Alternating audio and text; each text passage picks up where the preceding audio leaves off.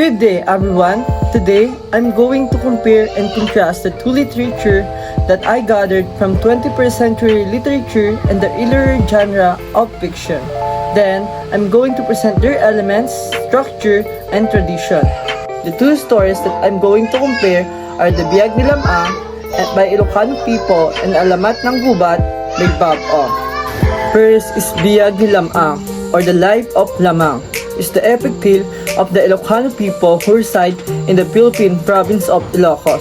It is noteworthy for being the first Philippine folk epic to be preserved in writing and one of just two folk epics that were recorded during the Spanish Colonial Era in the Philippines. It is notable for being a folk epic from an ethnic group in the lowlands that has been Christianized, the Ilocano people, with themes woven throughout the narrative. The setting in the epic is in Nalbuan, somewhere in the Valley of Naguilan River in La Union, and it has happened during Spanish Colonial Era because the ethnic groups in the story were Christianized. The main character in the story, which is Lam-ang, has supernatural power. The conflict in the story is man versus man because Lam-ang fought for his father's enemies. The story was told as something that narrates the story of Lam-ang, since it is epic story or fiction. It is more from the third person's point of view. The theme of the story is the love for the father, that the son would do everything to save the father who disappeared and might be in danger. And also it is somehow more on war and a kind of love story. The tone of Biag ni Lam-ang is optimistic because this story is full of hope and Lam-ang is confident about his future.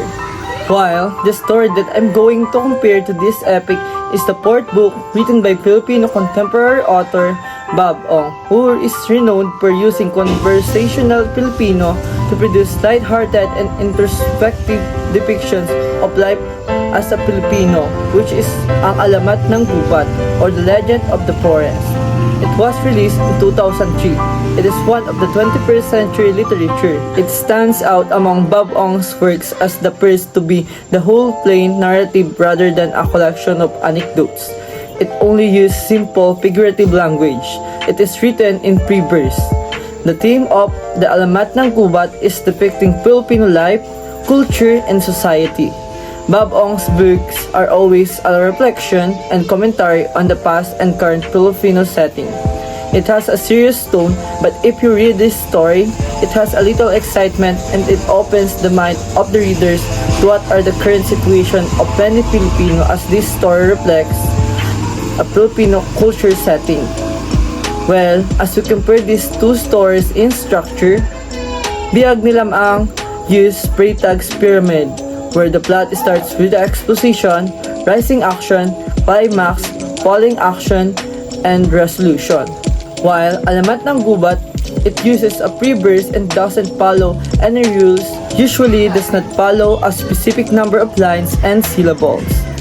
And now, let's go to tradition. As I said earlier, Biag ni Lam-ang is a story of the love for the father, that the son would do everything to save the father who disappeared and might be in danger. It depicts bravery, sacrifice, heroism, justice, love, romance, relationship, journey, and friendship, which are reflective of our traits, attitudes, and values as a Filipino. The social and political views of Biag ni Lam-ang is that Lam-ang had an indescribable spirit that he conquered the numerous egrets alone. Lam-ang's bravery was shown and the story tells about Lam-ang's life from avenging his father's murder. Biag ni Lam-ang is written in the Ilocano language and translated into Filipino. In the Spanish Colonial Era, it was passed to other people orally because Filipinos during that era still has limited capabilities in writing literature, and this story is the first epic that was written during that time. While in the Alamat ng Gubat, it describes Filipino culture and tradition during that time. Well, its writer, which is Bob Ong, is a Filipino writer known for his works depicting Filipino life, culture, and society.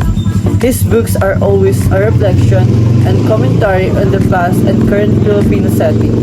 The book is written in Tagalog and uses some deep and complicated Tagalog words. And that's my video presentation. Thank you for watching.